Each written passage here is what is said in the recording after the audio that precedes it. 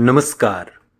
आप सुन रहे हैं द बॉलीवुड रेडियो और मैं हूं आपके साथ आकाश।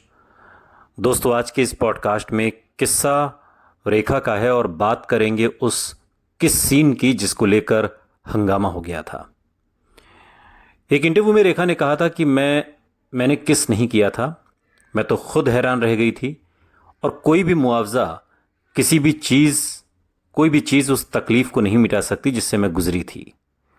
लाइफ मैगजीन में मिला कवरेज भी नहीं। यह अजीब पाखंड है कि हिंदी सिनेमा में सेक्स की मुद्राएं दर्शाते भद्दे डांस, डबल मीनिंग डायलॉग और हिंसा को हमेशा जगह मिलती रही, मगर शुरुआत से ही हीरो हीरोइन के बीच किसिंग सीन को लेकर दोहरे मापदंड रहे। कुछ अपवादों को छोड़कर ज्यादातर फिल्मकार और कलाकार पर्दे पर किसिंग सीन से बचते नजर आए। डर था कि कहीं पारिवारिक दर्शकों की भावनाएं आहत न हो जाएं। फिल्मी प्रेमियों में किस की नौबत आती तो सालों तक सीन को गुलाब के फूलों के टकराने या झरने और पंछियों के दृश्य से ही संतोष करना पड़ता था।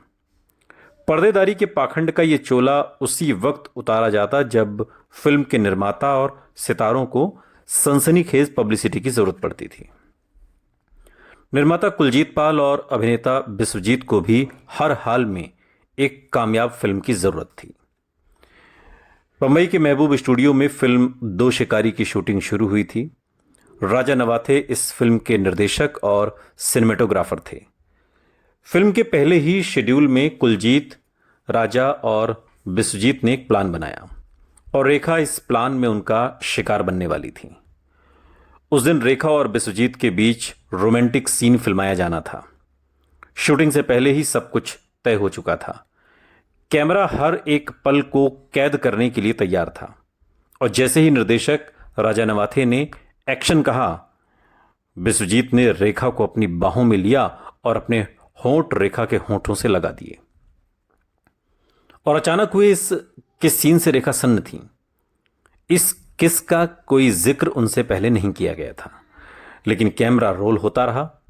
न निर्देशक कट बोल रहे थे, न हीरो बिस्वजीत उन्हें छोड़ रहे थे। यह सीन थोड़ा बहुत नहीं बल्कि तकरीबन 5 मिनट तक चलता रहा। 5 मिनट तक 5 मिनट तक बिस्वजीत रेखा को किस करते रहे। यूनिट के लोगों ने सीटियां और तालियां तक बजानी शुरू कर दी। वो सीटियां काफी बाद तक रेखा के जहन में गूंजती रहीं। रेखा की आंखें बंद थी मगर उनके आंसू भरे हुए थे। उस दिन को याद करते हुए बिस्वजीत ने इसे राजा नवाथे का आइडिया बताते हुए अपना दामन साफ कर लिया था। दरअसल वो फिल्म के निर्देशक राजा नवाथे का आइडिया था। उन्होंने कहा कि लड़की को अचानक किस करना है बिना बताए। मेरी कोई गलती नहीं थी, मैंने सिर्फ निर्देशक का कहना माना। वो मेरे मजे के लिए नहीं था बल्कि फिल्म के लिए जरूरी था। रेखा को लगा कि उनके साथ धोखा हुआ है और वो बेहद गुस्से में थी। सालों बाद बिस्वजीत ने एक इंटरव्यू में ये तमाम बातें कही। रेखा गुस्से से भरी हुई थी। ये धोखा था, उनका शोषण था। शायद मन में ये सवाल भी था कि कैसे लोग थे जो अपने फायदे के लिए एक 14 साल की लड़की का इस्तेमाल करने से पहले जरा भी नहीं ठिठके। लेकिन वो खामोश रहीं। उन्हें पता था कि अगर वो हंगामा करेंगी तो इसका अंजाम अच्छा नहीं होगा। उन्हें फिल्म से निकाल दिया जाएगा, उनका करियर शुरू होने से पहले ही खत्म हो जाएगा। और जैसा कि समाज में होता है, उनकी खामोशी को उनकी मर्जी मान लिया गया। यह खबर जंगल में आग की तरह फैल गई कि इंडस्ट्री में एक नई बोल्ड साउथ इंडियन एक्ट्रेस है जिसे किसिंग सीन करने में कोई दिक्कत नहीं है। कुलजीत पाल ने भी रेखा से जुड़ी कुछ और गर्म खबरें फिल्म मैगजीन्स को बता दी। अभी रेखा की कोई भी फिल्म तो तैयार नहीं थी मगर एक नई इमेज जरूर तैयार हो गई थी। रेखा को सेक्स किटेन के नाम से पुकारा जाने लगा था। एक 14 साल की सेक्स किटेन। हालांकि इस कहानी का एक दूसरा पहलू यह भी है कि बाद में एक इंटरव्यू में कुलजीत पाल ने दावा किया कि रेखा को पता था कि उनके और बिस्वजीत के बीच एक किसिंग सीन होगा। वो कहते हैं कि रेखा वहां थी और उन्होंने कहा कि उन्हें किसिंग सीन करने में कोई दिक्कत नहीं है। उन्होंने कहा कि वो ये कर लेंगी। मुझे पता है कि अब वो कहती हैं कि वो हैरान रह गईं जब बिस्वजीत ने उन्हें किस किया। मैंने उनसे ये कहा था कि उन्होंने, क्योंकि कुछ ऐसा करने जा रही हैं वो, हिंदी फिल्में जो नहीं करती, जो आमतौर पर हिंदी फिल्मों की हीरोइन नहीं करती, वो कुछ ऐसा करने जा रही हैं। ये बातें खुद रेखा ने मुझसे कही थी। तो ये अच्छा रहेगा कि वो बता दें कि उन्हें ये करने में कोई दिक्कत है या नहीं। लेकिन उन्हें इस सीन के बारे में सब कुछ पता था। ये बातें बाद के दिनों में कही गई और फिल्म के डायरेक्टर ने भी एक बात कही और बिस्वजीत ने भी कही। सच क्या था ये अब जानना बहुत मुश्किल था, लेकिन आगे जाकर रेखा एक ऐसी दीवा के तौर पर जानी गई जो फिल्मी पर्दे पर अपनी सेक्सुअलिटी का फायदा उठाने में जरा भी नहीं हिचकी। क्या इस किस विवाद में वाकई वो एक मोहरा थी? लेखक और पत्रकार जेरी पिंटो की बॉम्बे फिल्म इंडस्ट्री में होने वाले शोषण के बारे में हैरान कर देने वाली राय है। वो कहते हैं कि मुझे लगता है कि इनमें से कई हीरोइनों का बचपन में शोषण हुआ था।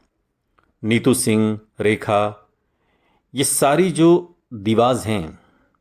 पिंटो एक और हैरान कर देने वाला पक्ष सामने रखते हैं। वो कहते हैं कि गुरदत्त ने वहीदा रहमान का शोषण किया था, और वो यानी वहीदा रहमान उस समय 16 साल की थी, तो तकनीकी तौर पर वो नाबालिग थीं। भले ही उनकी मर्जी से हुआ, लेकिन इसे शोषण ही कहा जाएगा। आप ये सुनकर हिल जाएंगे क्योंकि हम सबकी नजर में गुरदत्त काफी बड़ी शख्सियत हैं। पिंटो का कहना है कि ये चीजें आपके ऊपर एक निशान, एक जख्म छोड़ जाती हैं। मुझे लगता है कि रेखा के वजूद पर यकीनन ऐसे जख्म हैं, और इस घटना के बाद रेखा को एक चालाक और चालू हीरोइन कहा जाने लगा। ऐसी बातें कही जाने लगीं कि उन्होंने जो कुछ भी किया वो महज एक पब्लिसिटी के लिए था, यानी कि एक पब्लिसिटी स्टंट था। लेकिन इस बात से इनकार नहीं किया जा सकता कि उस वक्त वो सिर्फ 14 साल की थी, और 14 साल की उम्र कम से कम इसके लिए तो बहुत कच्ची उम्र है। और अगर कोई उनके लिए आवाज उठा सकता था तो वो खुद थीं। और कई बार उन्होंने अपनी मर्जी से किस करने की बात मानी, तो कई बार उन्होंने इनकार भी किया। इसके पीछे कई वजह हो सकती हैं। इसके पीछे एक वजह यह भी हो सकती है कि वो एक तरीके से फिल्मों में बनी रहना चाहती थी। 28 मार्च 1968 को भारत सरकार ने फिल्म सेंसरशिप के मुद्दे पर एक इंक्वायरी कमेटी बनाई, और इस कमेटी का काम था फिल्मों में किसिंग सीन और सेक्स सीन्स के लिए नियम कायदे तय करना। पंजाब हाई कोर्ट के retired chief justice GD Khosla इस कमेटी के चेयरमैन थे, और इस कमेटी के मेंबरों में आर के नारायण, ख्वाजा अहमद अब्बास, बलराज साहनी और नरगिस जैसी जानी मानी हस्तियां शामिल थीं। खोसला कमेटी ने 1969 में भारत सरकार को अपनी रिपोर्ट सौंपी थी, और इस रिपोर्ट की सिफारिश उस दौर के हिसाब से काफी बोल्ड मानी गई। इसके मुताबिक अगर कहानी को ठीक से दर्शाने के लिए एक किस या नग्न इंसान दिखाया गया है और इसकी जरूरत है, तो उस सीन को हटाने की कोई जरूरत नहीं है। लेकिन उस सीन को सही तरीके से और सही भावनाओं के साथ फिल्माया जाना चाहिए। उसमें कुछ कलात्मक होना चाहिए, और ऐसे सीन में अश्लीलता और कामुकता से बचना चाहिए। इस मुद्दे पर प्रगतिशील राय रखने की वजह से खोसला कमेटी की रिपोर्ट की काफी तारीफ हुई। हालांकि बाद में इस रिपोर्ट को आगे की सरकारों ने पूरी तरह से नजरअंदाज कर दिया। सुप्रीम कोर्ट ने इनकी सिफारिशों की तारीफ की, और इस रिपोर्ट ने सेंसरशिप पर एक जोरदार बहस छेड़ दी। इस रिपोर्ट से जो हंगामा हुआ उसकी गूंज दूर तक सुनाई दी, और 1969 में मशहूर इंटरनेशनल मैगजीन लाइफ ने इस मुद्दे पर अपनी एशिया संस्करण में एक स्टोरी छापी, जिसका शीर्षक था इंडियाज किसिंग क्राइसिस, टू किस और नॉट टू। इस मुद्दे को कवर करने आए अमेरिकी पत्रकार जेम्स शेफर्ड एक ऐसी हीरोइन का इंटरव्यू करना चाहते थे जो इस कमेटी के लिए किस करते हुए तस्वीर खिंचवाने को भी तैयार हो जाए इस स्टोरी के लिए। और अपनी रिसर्च के दौरान उनकी मुलाकात आर के स्टूडियो में रणधीर कपूर से हुई। रणधीर अपनी फिल्म कल, आज और कल जो 1971 में आई, उसके निर्देशन में व्यस्त थे, जिसमें लीड एक्टर के रूप में भी वो शुरुआत कर रहे थे। उन्होंने जेम्स से रेखा के हैरान कर देने वाले किसिंग सीन का जिक्र कर दिया, जिसकी चर्चा अब भी इंडस्ट्री में हो रही थी। अमेरिकी पत्रकार ने रेखा से मिलने का फैसला किया। लाइफ मैगजीन एक कवर स्टोरी करने वाली है, यह खबर रेखा तक भी पहुंची। उन्हें पता था कि लाइफ एक सम्मानित और विश्वसनीय मैगजीन है और किस के मुद्दे के बारे में स्टोरी लिखी जा रही है और वो गंभीर मुद्दा है।